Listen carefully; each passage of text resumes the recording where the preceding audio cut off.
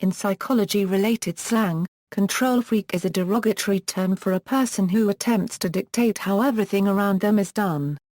The phrase was first used in the late 1960s an era when great stress was laid on the principle of doing one's own thing and letting others do the same. In some instances, the term is earnest or self-mocking rather than derogatory, as when a self-styled take-charge individual willingly proclaims the label. Vulnerability. Control freaks are often perfectionists defending themselves against their own inner vulnerabilities in the belief that if they are not in total control they risk exposing themselves once more to childhood angst. Such persons manipulate and pressure others to change so as to avoid having to change themselves, and use power over others to escape an inner emptiness.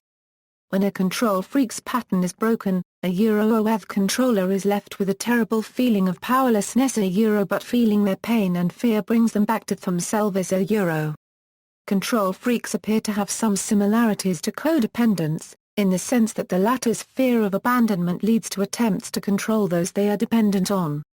Recovery for them entails recognizing that being a control freak helped paradoxically preserve codependency itself.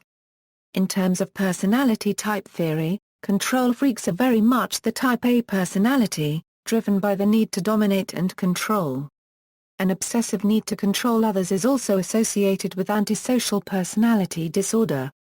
In management, in the corporate world, control freaks tend to publicly admonish their inferiors, especially during meetings. More positively, the term can also refer to someone with a limited number of things that they want done a specific way. Professor of clinical psychology Les Parrott wrote that control freaks are people who care more than you do about something and won't stop at being pushy to get their way.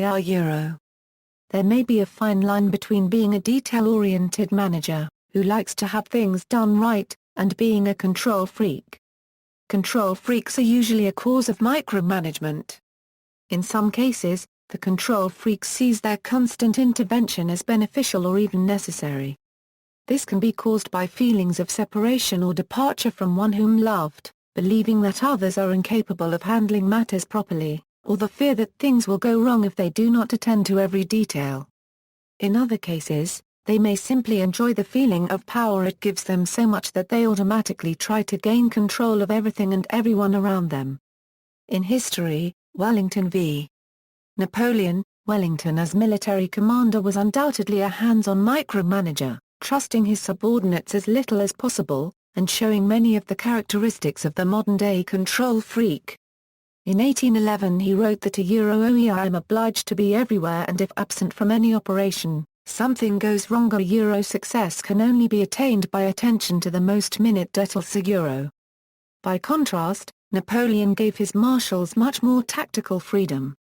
At the critical meeting of the two generals at the Battle of Waterloo, where Wellington's close supervision contrasted strongly with the effective delegation of operational management by Napoleon to Marshal Ney, it was at least arguably Wellington's control mania that played the decisive role in the Allied victory, justifying his claim the following day that I don't think it would have been done if I had not been theory.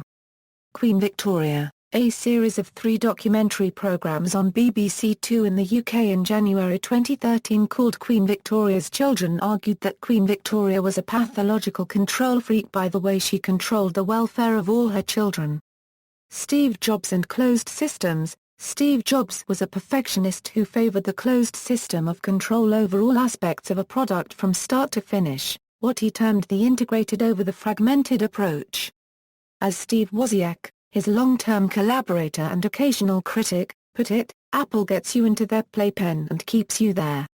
The triumph of the PC over the Mac was a blow for that philosophy, a situation which was then reversed by the serial successors of the iPod, iPhone, and iPad, only for the Android challenge to reopen the debate again.